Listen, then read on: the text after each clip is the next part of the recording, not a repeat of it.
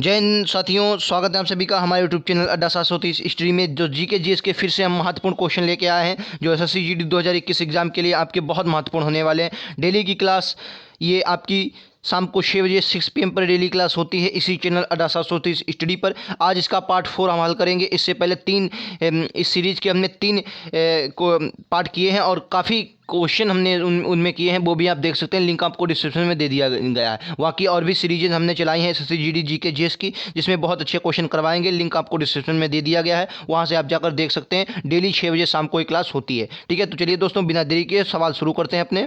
तो दोस्तों, आप अगर चैनल पर नए हैं, चैनल को सब्सक्राइब नहीं किया है तो चैनल को सब्सक्राइब कर लेंगे, बेल आइकन दबा लेंगे, जिससे हर नोटिफिकेशन आपके पास पहुँच जाएगी। शाम को 6 बजे क्लास डेली होती है, आपको नोटिफिकेशन मिल जाएगी। इस क्लास में आपको बता दें, हम आपको हर तरह के क्वेश्चन, जैसे आपका हिस्ट्री हो गया, ज्योग्राफी हो गया, पॉलिटी हो गया और यहाँ तक साइंस और इकोनॉमिक्स, हर प्रकार के क्वेश्चन करवाएंगे जो आपके एसएससी जीडी के लिए बहुत महत्वपूर्ण होने वाले हैं। ठीक है, 25 क्वेश्चन, 20-25 क्वेश्चनों में से आपको हर प्रकार के क्वेश्चन करवाएंगे। और ये प्रैक्टिस सेट आपके जो पीडीएफ तैयार किया गया, बहुत अच्छे क्वेश्चनों का तैयार किया गया। तो अगर आप चैनल पर नए हैं तो चैनल को सब्सक्राइब कर लेंगे, बेल आइकन दबा लेंगे, जिससे नोटिफिकेशन आपको मिल जाएगी। वीडियो पसंद आए तो वीडियो को लाइक कर देंगे, शेयर कर देंगे अपने दोस्तों में और चैनल को सब्सक्राइब कर लेंगे। ठीक है, चलिए आज का पहला क्वेश्चन कह रहा है कि अंतर्राज्यीय परिषद का गठन संविधान के किस अनुच्छेद में कहा गया है। मतलब जो अंतर्राज्यीय परिषद, इसका गठन किया जाता है संविधान के किस अनुच्छेद के द्वारा किया जाता है, बताइए। अनुच्छेद 293, 280, 263 या यह एक गैर संवैधानिक संस्था है। तो बताइए इसका राइट आंसर क्या। अंतर्राज्यीय परिषद, इंटर स्टेट काउंसिल। तो क्या हो जाएगा इसका right answer, option number C, यानी कि 263 में। किसमें, ऑप्शन नंबर सी इसका राइट आंसर हो जाएगा। 263 में इसकी चर्चा की गई। ठीक है, आपको याद रखना 263 में अंतर्राज्यीय परिषद की चर्चा की गई। अच्छा, गैर संवैधानिक संस्था क्या होती है, तो मैं आपको बता दूं, जैसे अपने यहाँ नीति आयोग है, योजना आयोग है। ये क्या है, ये नीति आयोग है और योजना आयोग है। जैसे अभी हमने पंचवर्षीय योजनाएं पढ़ी, तो आपने क्या पढ़ा होगा, योजना आयोग पढ़ा होगा। क्या पढ़ा होगा, योजना आयोग। तो योजना आयोग क्या है, ये गैर संवैधानिक संस्था। मतलब गैर संवैधानिक संस्था कहने का मतलब वो होता है जिसका संविधान में उल्लेख नहीं होता है। ठीक है, तो वो क्या है, गैर संवैधानिक संस्था होती है। ठीक है, तो योजना आयोग क्या है, आपकी गैर संवैधानिक संस्था है। ठीक है, नीति आयोग क्या है, आपकी गैर संवैधानिक संस्था। ये आपको बात याद रखनी है। क्लियर है, चलिए नेक्स्ट क्वेश्चन पर चलें। ये रहा गजब का क्वेश्चन अगला, क्या नाखून पॉलिश निकालने वाले द्रव्य में क्या होता है। जो नाखून में पॉलिश होती है, वो आप अगर निकलवाते हैं तो वो कौन सा द्रव्य उसमें प्रयोग किया जाता है, बताइए। राइट आंसर बताना है आपको। 4 ऑप्शन आपको देंगे। साइंस से क्वेश्चन आपके 3-4 क्वेश्चन आने ही आने हैं, हर बार आते हैं और इस बार भी आपके एग्जाम में आने वाले हैं। ठीक है, तो इसका राइट आंसर क्या होगा, बताइए। गजब का क्वेश्चन है, तो राइट आंसर आपका हो जाएगा ऑप्शन नंबर बी, यानी कि एसीटोन। क्या होता है, एसीटोन होता है। ऑप्शन नंबर 20 का करेक्ट आंसर हो जाएगा एसीटोन होता है। क्लियर है, शाम को 6 बजे डेली ये क्लासेस होती है इसी चैनल अड्डा 730 स्टडी पर। क्लियर है, चलिए नेक्स्ट क्वेश्चन पर चलें अपन लोग। ये रहा आपका गजब का क्वेश्चन, कि रहा कल्हड़ की राजतरंगिणी में का अंग्रेजी में अनुवाद निम्नलिखित में से किसने किया था। 4 ऑप्शन आपको दिए हैं, राइट आंसर बताना है। अच्छा, राजतरंगिणी में है क्या, तो आपको बताना है राजतरंगिणी किस प्रकार की ये पुस्तक है, कल्हड़ की राजतरंगिणी। ठीक है, तो बताइए इसका राइट आंसर क्या हो जाएगा। तो इसका राइट आंसर फिलहाल होगा ऑप्शन नंबर बी, यानी कि सर ऑरेल स्टीन ने क्या किया था, इसका अंग्रेजी में अनुवाद किया था। ऑप्शन नंबर 20 का करेक्ट आंसर हो जाए। ठीक है, सर ऑरेल स्टीन ने इसका कल्हड़ की जो राजतरंगिणी था, इसका अंग्रेजी में अनुवाद किया था। क्लियर है, चलिए नेक्स्ट क्वेश्चन पर चलें अपन लोग। ये रहा आपका अगला क्वेश्चन, गजब का क्वेश्चन, कह रहा है निम्नलिखित में से मिलिंदपहो का लेखक कौन है। काफ़ी इंपॉर्टेंट क्वेश्चन है, मिलिंदपहो का लेखक कौन है।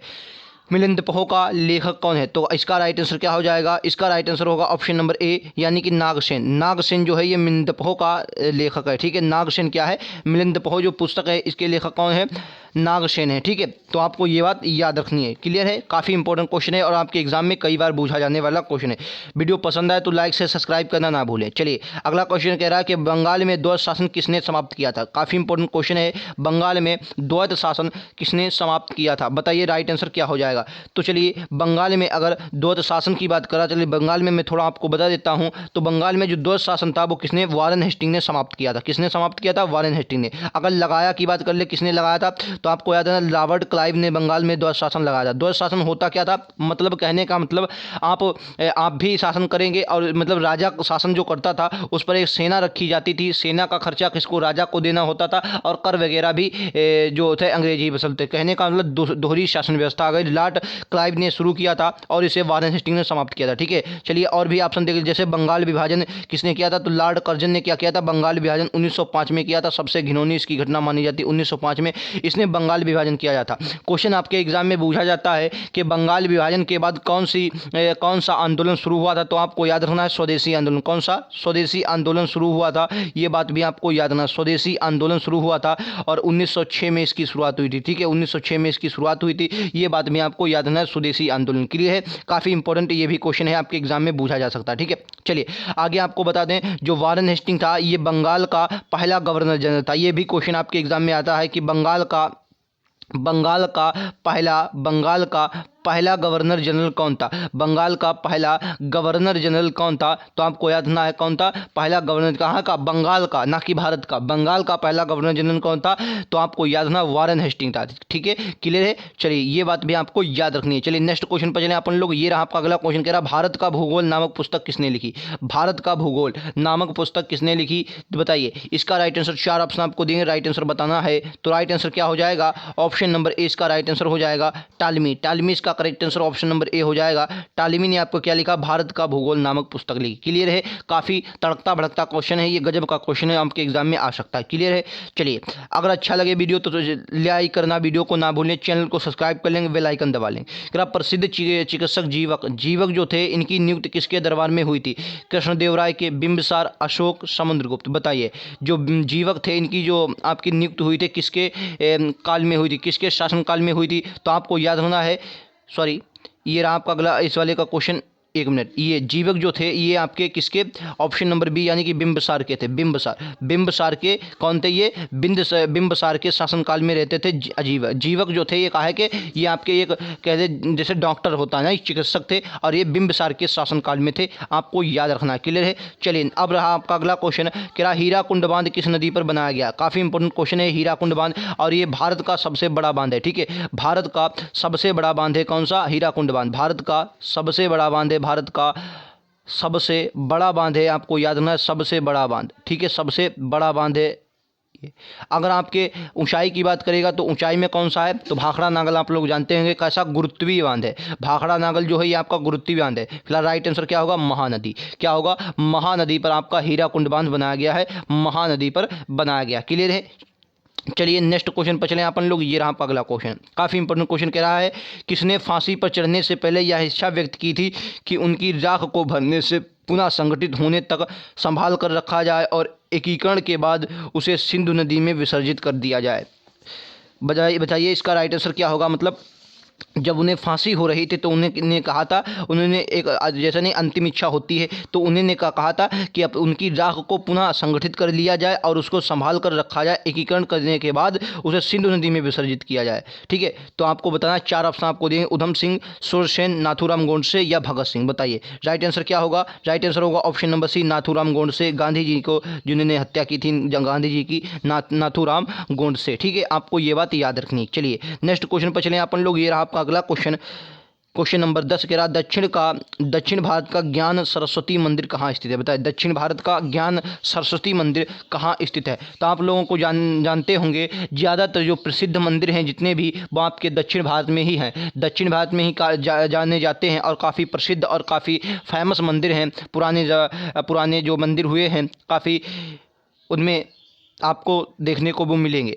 क्वेश्चन क्या कह रहा है, ध्यान से पढ़िएगा। दक्षिण भारत की ज्ञान सरस्वती मंदिर कहाँ स्थित है? 4 ऑप्शन आपको दिए, राइट आंसर बताना है। ऑप्शन नंबर डी बसर में। कहाँ स्थित है? बसर में स्थित है, आपका राइट आंसर हो जाएगा ऑप्शन नंबर डी, बसर में स्थित है ज्ञान का सरस्वती मंदिर। क्लियर है। चलिए नेक्स्ट क्वेश्चन पर चलिए। ये रहा आपका अगला क्वेश्चन, कह रहा असम में किस शहर में ब्रह्मपुत्र नदी अपने पश्चिम और काट कर दक्षिण में बांग्लादेश में प्रवेश करती है? काफ़ी इंपॉर्टेंट क्वेश्चन। वैसे असम से तो जाती है, तो आप लोग सब लोग जानते होंगे असम से जाती है। ठीक है, ब्रह्मपुत्र नदी आप लोग जानते हो ये आपका क्या है, ये अगर आप देख लें ये हिमालय है, फिर उसके बाद ये यहाँ पर से मुड़ गया है। ब्रह्मपुत्र नदी भी यहाँ से आती हुई है और इस प्रकार से अरुणाचल प्रदेश से बहते हुए असम में जाकर इस प्रकार से कहाँ मिल जाती है?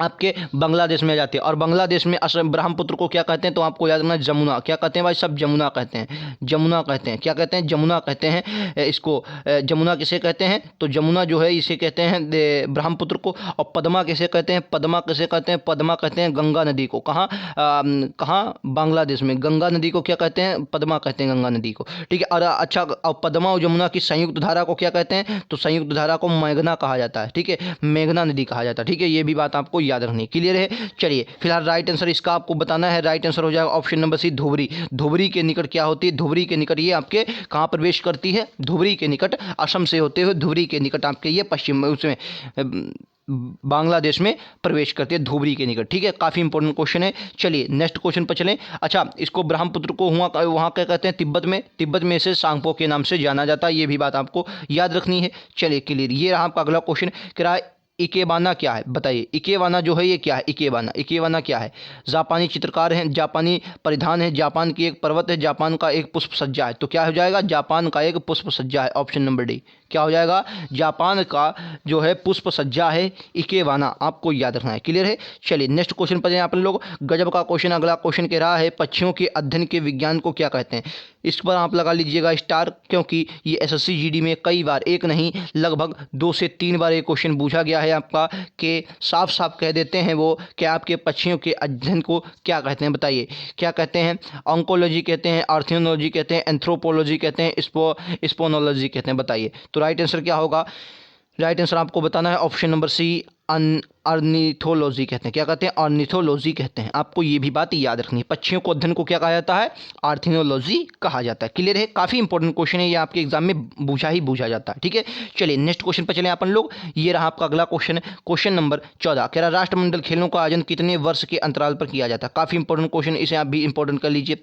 राष्ट्रमंडल जो खेल होते हैं इनका आयोजन कितने वर्षों के अंतराल पर किया जाता है? ऑप्शन ए में कह रहा है 4, बी में कह रहा है 5, सी में कह रहा है 3 और डी में कह रहा है 2। अच्छा, जो ओलंपिक होते हैं, ओलंपिक कितने वर्षों बाद होते हैं? 4 वर्षों बाद होते हैं। हाल ही में भी टोक्यो में ओलंपिक हुए हैं, तो आपको याद रखना है कौन से ओलंपिक जो होते हैं 4 वर्षों बाद होते हैं, और राष्ट्रमंडल खेल ये आपके भी 4 ही वर्षों बाद होते हैं। ठीक है, ऑप्शन नंबर ए इसका करेक्ट आंसर हो जाएगा। ठीक है, राष्ट्रमंडल खेल भी कितने? 4 वर्षों बाद होते हैं। क्लियर है। चलिए नेक्स्ट क्वेश्चन पर चलें। ये रहा आपका अगला क्वेश्चन, कह रहा है बोरलॉग पुरस्कार किस क्षेत्र में दिया जाता है? बताइए बोरलॉग पुरस्कार। अच्छा, ये बोरलॉग है कौन? तो आपको याद रखना है ये बोरलॉग कौन है, ये भी आपको बताना है। ठीक है,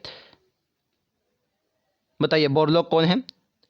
तो बोरलॉग जो पुरस्कार है कृषि क्षेत्र में दिया जाता है। ठीक है, बोरलॉग पुरस्कार किस में दिया जाता है? कृषि क्षेत्र में दिया जाता है। अब बोरलॉग ये कौन है? ये आपके हरित क्रांति से संबंधित, किससे? Norman Borlaug. तो हरित क्रांति से ये संबंधित है, ये भी आपको याद रखना। हरित क्रांति से नॉर्मन बोरलॉग संबंधित है, जो आपके हरित क्रांति से संबंधित हैं। ये इन्हें विश्व में हरित क्रांति का इनको जनक माना जाता है। और भारत में किसे माना जाता है? तो भारत में MS स्वामीनाथन को माना जाता है। ये भी बात आपको याद रखना है। ठीक है। चलिए नेक्स्ट क्वेश्चन पर चलें अपन लोग। ये रहा आपका अगला क्वेश्चन, क्या प्रसिद्ध गणितज्ञ श्रीनिवास रामानुजन का जन्म कहाँ हुआ था? बताइए प्रसिद्ध जो गणितज्ञ हैं श्रीनिवास रामानुजन का कहाँ हुआ था जन्म कहाँ हुआ था? बताइए राइट आंसर बताना है। 4 ऑप्शन आपको दिए गए हैं, राइट आंसर बताना है। बताइए राइट आंसर क्या हो जाएगा? रामानुजन का जन्म इरोडा में हुआ था। कहाँ? इरोडा में हुआ था। ऑप्शन नंबर डी इसका करेक्ट आंसर हो जाए। Erode is correct answer. Option number D इसका करेक्ट आंसर हो जाए। चलिए नेक्स्ट क्वेश्चन पर जाएं अपन लोग। ये रहा आपका अगला क्वेश्चन, कह रहा है नेताजी सुभाष चंद्र बोस का जन्म स्थान कौन सा है? नेताजी सुभाष चंद्र बोस का जन्म स्थान कौन सा है? और यहाँ से आपके एग्जाम में ये क्वेश्चन पूछा ही जाता है। ठीक है, चलिए नेताजी सुभाष चंद्र बोस के बारे में थोड़ी आपको जानकारी दे देते हैं। चलिए ये रहा आपका अगला, फिलहाल इसका राइट आंसर क्या होगा? इनका जो जन्म हुआ था कहाँ? कटक उड़ीसा में हुआ था। नेताजी सुभाष चंद्र बोस ये आपके किस में जाने जाते हैं? अगर इन्होंने देखें तो 1938 में क्या किया था, यहीं से इनकी मुख्य घटना आपके सामने आती है। 1938 में हुआ यूं कि इन्होंने अधिवेशन की स्थापना, मतलब कांग्रेस का अधिवेशन हो रहा था, और कहाँ का अधिवेशन था? और 1938 में भी 1939 में भी इन्होंने अधिवेशन किया, जिसे हम लोग त्रिपुरी संकट कहते हैं। 1938 में कहाँ के? हरिपुरा अधिवेशन था। हरिपुरा अधिवेशन की इन्होंने अध्यक्षता की। कहाँ के? हरिपुरा अधिवेशन। 1938 का कौन सा था? हरिपुरा अधिवेशन था, इन्होंने इसकी अध्यक्षता की। बहुत ध्यान से ये बात समझिएगा। उसके बाद क्या हुआ? उसके बाद 1939 में कहाँ हुआ? त्रिपुरा में अधिवेशन हुआ। त्रिपुरा में अधिवेशन हुआ, और इसमें क्या हुआ कि गांधी जी पट्टाभी सीतार मैया को गांधी जी ने अपनी तरफ से पट्टाभी सीतार मैया को मतलब खड़ा किया, और सुभाष चंद्र बोस भी उसमें खड़े हुए। क्या हुआ कि सुभाष चंद्र बोस त्रिपुरा जो अधिवेशन था उसमें जीत गए और विजय हो गए। उसके बाद जब कार्य संचालन किया गया तो गांधी जी ने उसमें अपनी राय व्यक्त नहीं की। कहने का मतलब उनके जब उन्होंने जिसको खड़ा किया वो हार गए, तो इसको क्या हुआ, गांधी मतलब सुभाष चंद्र बोस ने इस अधिवेशन से फिर क्या किया? इस्तीफा दे दिया। फिर इस अधिवेशन की अध्यक्षता थी वो किसने की थी? राजेंद्र प्रसाद ने की थी। ये भी बात आपको याद रखनी है, किसने की थी? राजेंद्र प्रसाद ने की थी। ये भी बात आपको याद रखना, ठीक है, राजेंद्र प्रसाद ने की। अच्छा, उसी के बाद इन्होंने क्या किया, फिर 1940 में इन्होंने मतलब 1939 के 40 के इस्तीफा दे दिया और उसी वक्त 1940 से ये गायब हो गए और इन्होंने फिर क्या किया? फॉरवर्ड ब्लॉक की स्थापना की। सुभाष चंद्र बोस ने क्या किया? फॉरवर्ड ब्लॉक की स्थापना की। ये भी फॉरवर्ड ब्लॉक की स्थापना की, ये भी बात आपको याद रखना, फॉरवर्ड ब्लॉक की स्थापना की, ठीक, ये भी बात आपको याद रखना है, फॉरवर्ड। उसके बाद ये किसमें जाकर मिल गए? सिंगापुर गए और सिंगापुर जो मोहन सिंह थे, मोहन सिंह, उन्होंने किया क्या था? उन्होंने स्थापना की थी किसकी? आज़ाद हिंद फौज की स्थापना की थी मोहन सिंह ने और उसके सेनापति बने, ठीक है, ये बात आपको याद रखनी है। आज़ाद हिंद फौज की स्थापना किसने की थी? वो मोहन सिंह ने की थी, लेकिन उसके सेनापति कौन थे? तो आज़ाद हिंद फौज की स्थापना नहीं की थी सुभाष चंद्र ने, ये भी बात आपको याद रखना। उसके मुख्य सेनापति थे, आज़ाद हिंद फौज के क्या थे? ये सेनापति थे, तो ये भी बात आपको याद रखनी है। चलिए नेक्स्ट क्वेश्चन पर चलें अपन लोग। ये रहा आपका अगला क्वेश्चन, कह रहा जगन्नाथ मिश्रा किस राज्य के 3 बार मुख्यमंत्री बन चुके हैं? बताइए, जगन्नाथ मिश्रा किस राज्य के 3 बार मुख्यमंत्री बन चुके हैं, बनाए गए थे? बताइए, हरियाणा, उत्तर प्रदेश, उड़ीसा, बिहार। जगन्नाथ मिश्रा, तो राइट आंसर क्या होगा? राइट आंसर होगा ऑप्शन नंबर डी, यानी कि बिहार के। जगन्नाथ मिश्रा कहाँ के? बिहार के। Right answer option number D, ठीक है, right answer option number D. अच्छा, 2011 की जनगणना के अनुसार जो बिहार है इसमें सबसे ज़्यादा घनत्व भी पाया गया है, तो ये भी क्वेश्चन आपके एग्जाम में पूछा जा सकता है। सबसे ज़्यादा घनत्व कहाँ था? बिहार में था, और सबसे कम कहाँ था? अरुणाचल प्रदेश में था, तो ये भी बात आपको याद रखनी है। चलिए नेक्स्ट क्वेश्चन पर चलें। ये आपका अगला क्वेश्चन कह रहा है छद्म नामम भानु सिंह का प्रयोग किसने किया है? बताइए, छद्म नाम जो है भानु सिंह का प्रयोग किसने किया है? बंकिम चट्टोपाध्याय, सुनील ने किया है, माइकल या रविन्द्रनाथ टैगोर? बताइए क्या हो जाएगा राइट आंसर? तो छद्म नामम भानु सिंह का जो प्रयोग है वो option number C, Rabindranath Tagore ने किया। रविन्द्रनाथ टैगोर ने किया है, जिन्होंने आमार सोनार बांग्ला लिखा, ठीक है, आमार सोनार बांग्ला लिखा, जनगण मन लिखा, काफ़ी ये फेमस व्यक्ति हैं, तो इन्होंने काफ़ी आमार सोनार बांग्ला जो वर्तमान में बांग्लादेश का राष्ट्रीय गान है, तो आपको ये भी बात याद रखनी है, इन्होंने भानु सिंह का प्रयोग किया था, ये भी बात आपको याद रखनी है। चलिए नेक्स्ट क्वेश्चन पर चलें, और आज का अगला क्वेश्चन ये रहा कि असम के पोवा मक्का किस का मकबरा है? बताइए, असम में जो पोवा मक्का है ये किसका मकबरा है? 4 ऑप्शन आपको दिख रहे हैं, राइट आंसर बताना है। राइट आंसर क्या है? बताना है। 4 ऑप्शनों में से राइट आंसर क्या होगा? तो राइट आंसर होगा option number A, option number A, यानी कि पीर गयासुद्दीन औलिया। क्यों? पीर गयासुद्दीन औलिया है, इनका जो मकबरा है, पोबा मकबरा कहाँ है? असम में स्थित है पोबा मकबरा। ऑप्शन नंबर ए इसका करेक्ट आंसर हो जाए। तो ये थे आज के टॉप 20 क्वेश्चन जो आपको पसंद आए होंगे, काफ़ी अच्छे क्वेश्चन थे जो आपके एग्जाम में पूछे जाने वाले हैं। वीडियो पसंद आया हो तो लाइक से सब्सक्राइब करना ना भूलें, और ऐसे नए क्वेश्चन पाने के लिए हमारे चैनल को सब्सक्राइब करें। मिलते हैं अगले वीडियोज़ में, आज के लिए इतना ही, थैंक यू।